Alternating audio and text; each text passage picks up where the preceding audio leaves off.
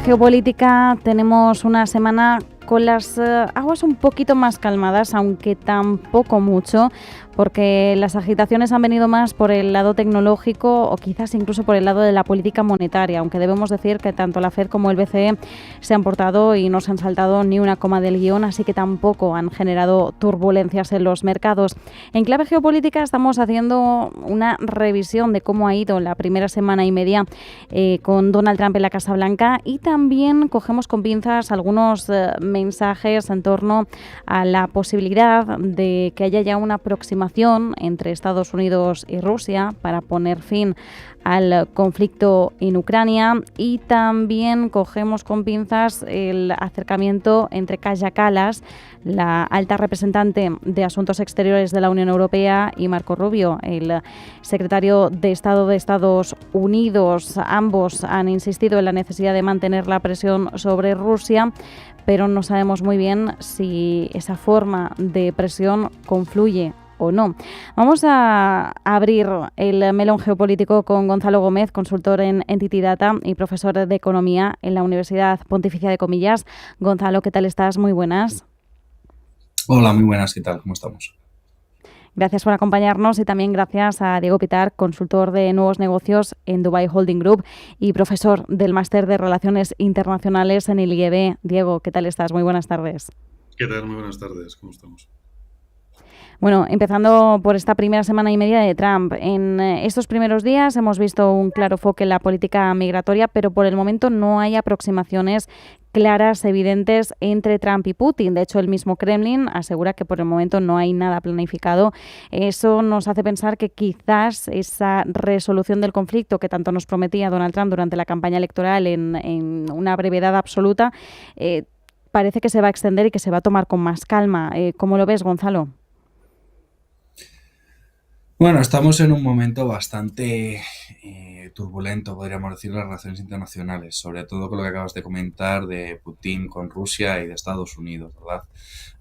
Creo que tenemos que tener en cuenta sobre todo la amenaza nuclear, ¿no? Es decir, hablamos de que en 1987 Donald Reagan y Gorbachev firmaron el acuerdo de evitar la proliferación de armas nucleares. Es el INF, es un tratado internacional para evitar misiles de rango medio e intermedio y que pudiesen amenazar a ambas naciones. Sí que es cierto que Donald Trump en el 2018 ya amenazó sobre esa cuestión, ¿no? De que Rusia había estado durante muchos años incumpliendo dicho tratado y que por tanto Estados Unidos tenía el derecho de evitarlo o de no aún cumplirlo en la misma medida que se había comprometido desde la época de Reagan.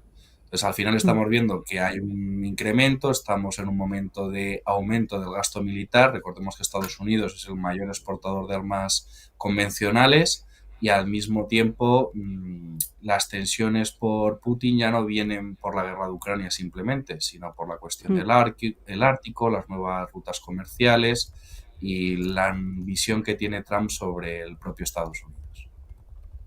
Desde luego, efectivamente, como bien decía, se nos están diversificando los focos de tensión. Efectivamente, ahora también está la cuestión del Ártico. Dinamarca, la primera ministra danesa está de tourné esta semana en París, en Berlín, para reunir apoyos también en torno a la cuestión de Groenlandia, porque Estados Unidos también tiene un claro interés en el Ártico.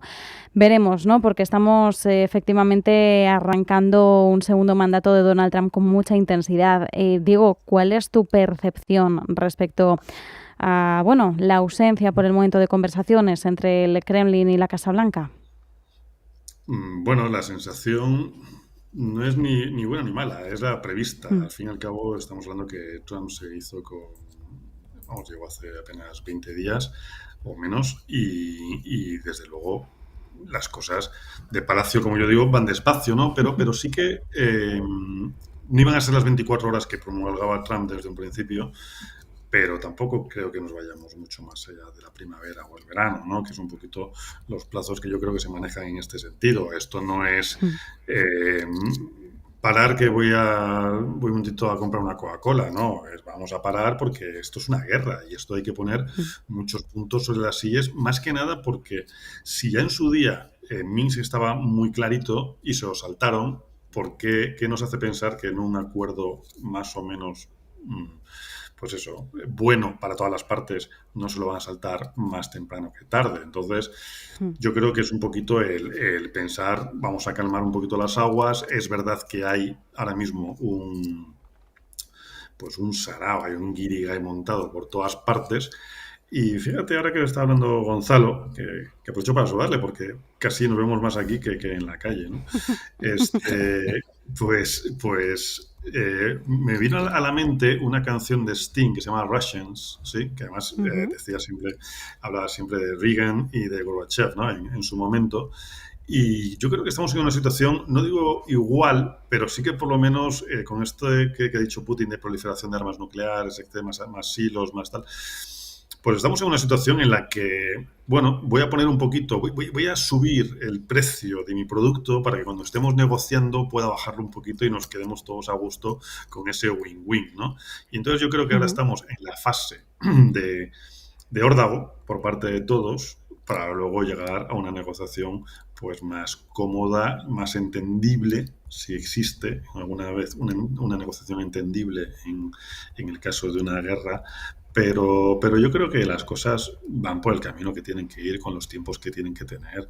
Esto no es una cosa que van a pagar en eso, en las 24 horas que decía Trump, ni en un año. O sea, esto cuestión de meses, aclaraciones, puntos sobre las IES y eso. Y no nos volveremos, que lo harán, no nos volveremos a saltar ninguno las reglas que pongamos y que acordemos, pero lo harán. Ujú. Estaba ahora revisando el inicio de la canción de Russians de Sting, Diego, y bueno, la primera frase ya, yo creo que nos podemos sentir aludidos. En Europa y América hay un creciente sentimiento de histeria condicionados a responder a todas las amenazas.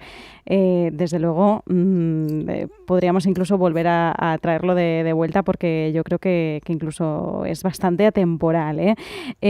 Gonzalo, efectivamente, hablabas antes de la cuestión nuclear. Ha habido mensajes al respecto porque Rusia ha dicho que si hace falta, bueno, esto ya forma parte de la retórica a la que estamos acostumbrados. Es un poco triste el acostumbrarnos a este tipo de retórica porque no deberíamos tenerlo asentado dentro de una normalidad, pero en el contexto en el que nos movemos esto es así.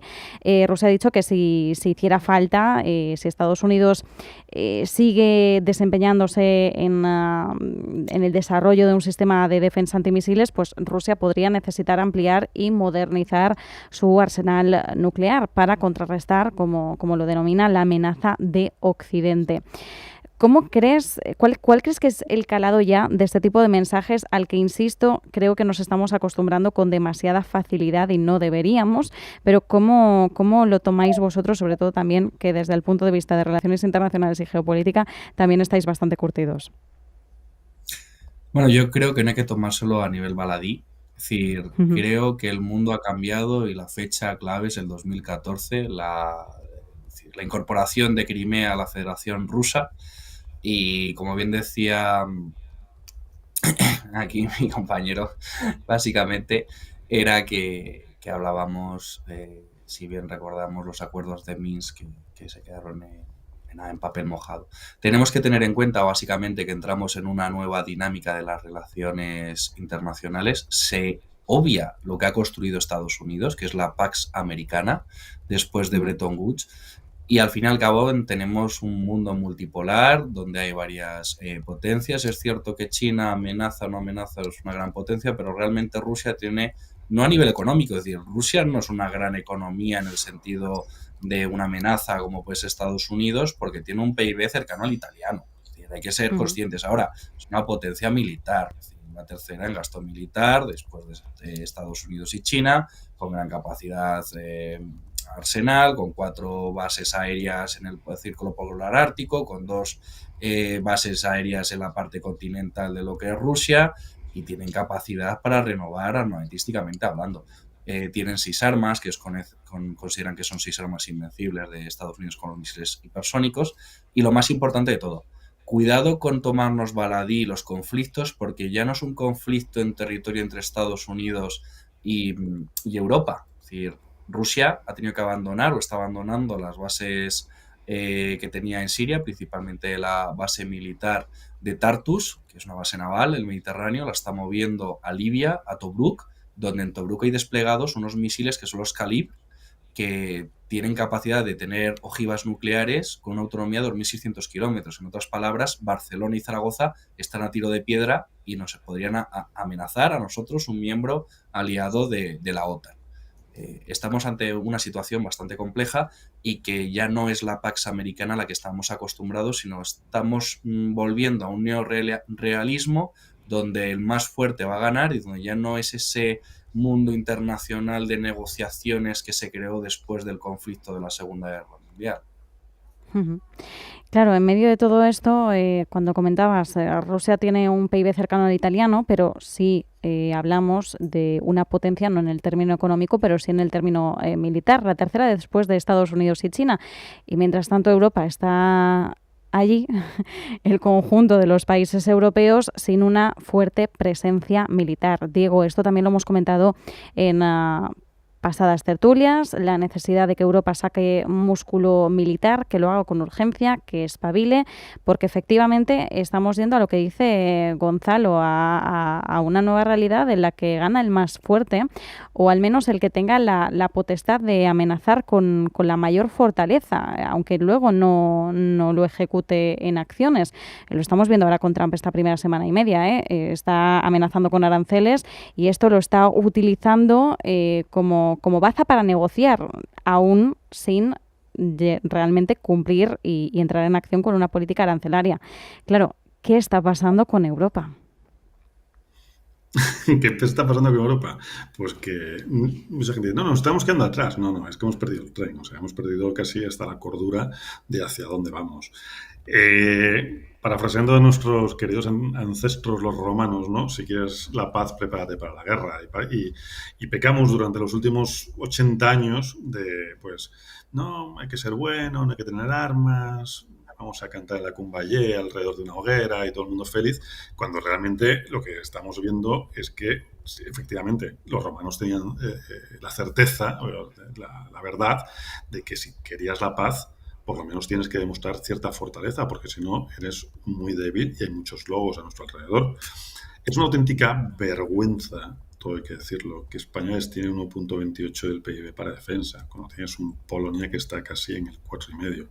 Es una auténtica vergüenza que la Unión Europea, tanta política, comercialmente, bien, pero políticamente tienes que tener también un brazo armado potente. Y eso es lo que no nos hemos dado cuenta, simplemente yo creo que por el buenismo absurdo que hemos tenido en este continente en los últimos 80 años, cuando realmente hemos sido una potencia militar muy fuerte, incluso países de manera individual, potencias muy, muy bien preparadas. O sea, Francia, que ha sido una potencia hasta hace relativamente poco, yo no sé ahora mismo hacia dónde está mirando.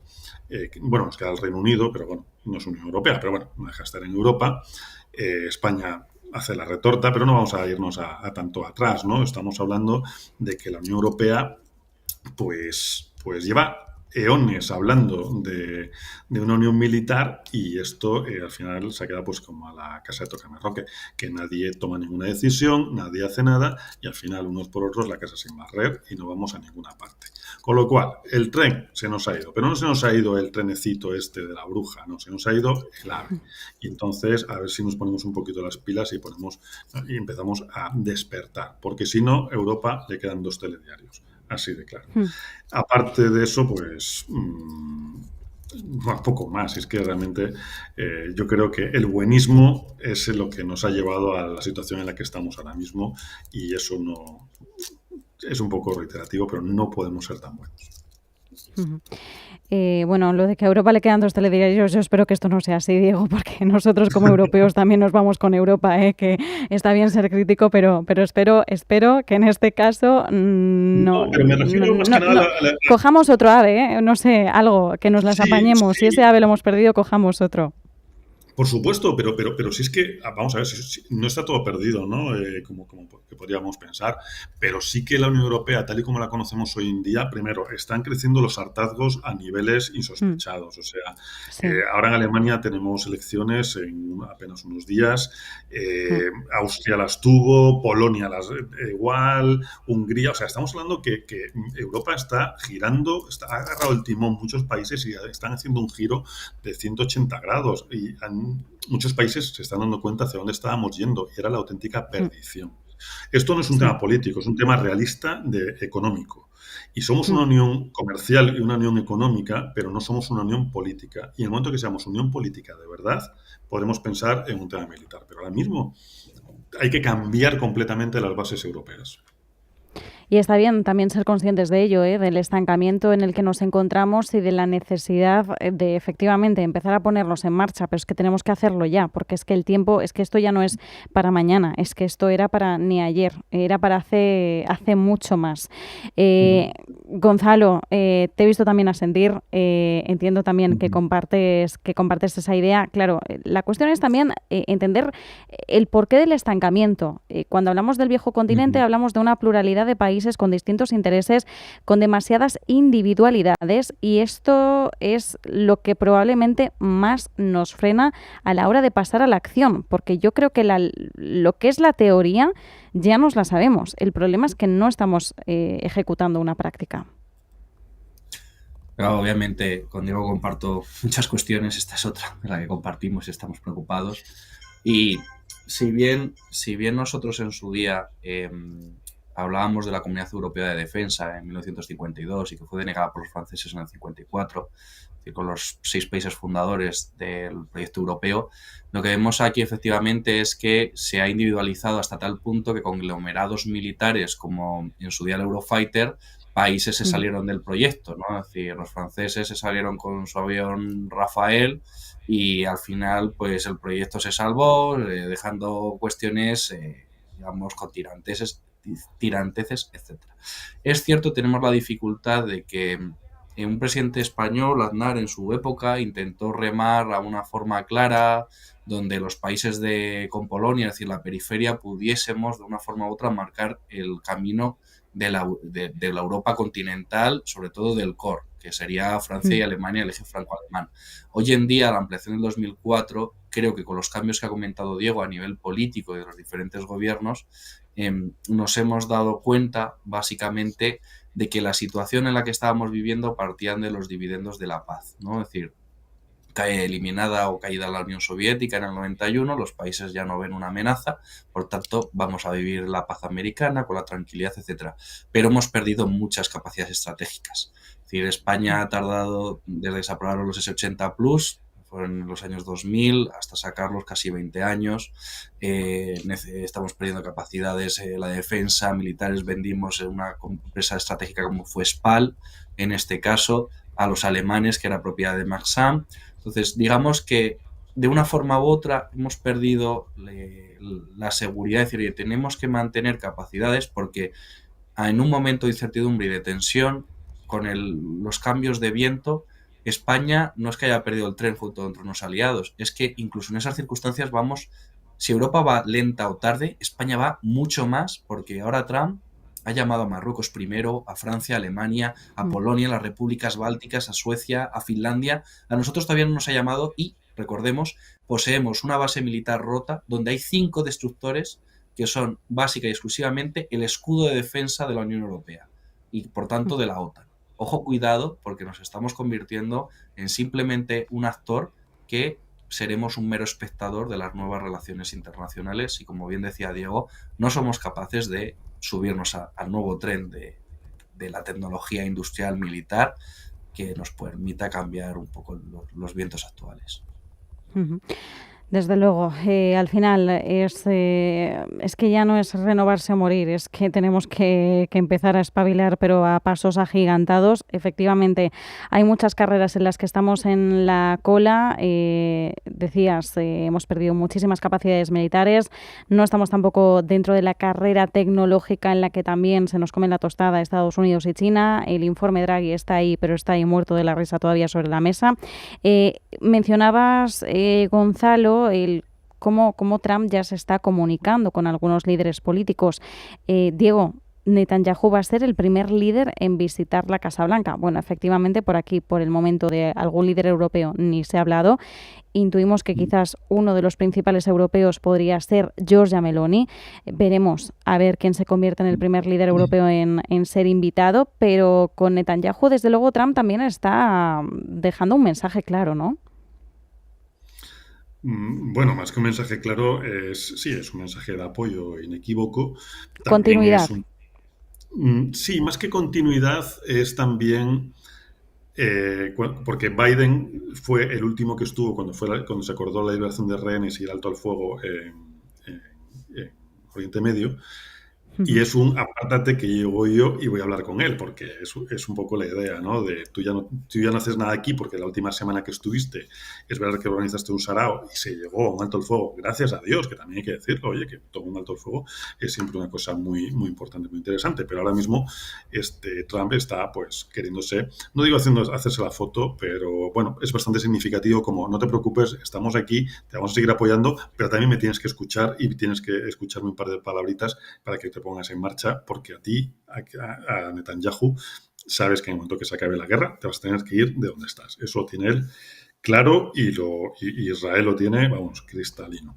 También hay que mencionar que efectivamente el primer dirigente que recibe después de unos días en la Casa Blanca es Netanyahu. Y seguramente, y ahí estoy, vamos, no convencido, pero con un 90% de probabilidad que la primera que le visite será Meloni. Pero cuando ya se ganó las elecciones y antes de llegar a Casa Blanca, al primero que recibió fue a Milei. Yo creo que son información, son acuerdos, son guiños hacia, bueno, pues un poquito la política esta que quiere llevar Trump, no a Estados Unidos, sino también a todos los potenciales socios o a todos los países con los que realmente quiere llegar a algún tipo de acuerdo. Fíjate, Gonzalo lo ha dicho muy bien, es que a España ni nos ha llamado, vamos, yo estoy convencido que va a llamar a cualquier antes que al presidente de España, pero bueno, disfruten de lo votado, que digo yo, ¿no? Sí, bueno, y además recordemos que la única alusión reciente que ha hecho Donald Trump respecto a España ha sido meternos en el saco de los BRICS, bien sea por broma, bien sea porque confundió la S de Sudáfrica con España. Veremos a ver en qué queda eso.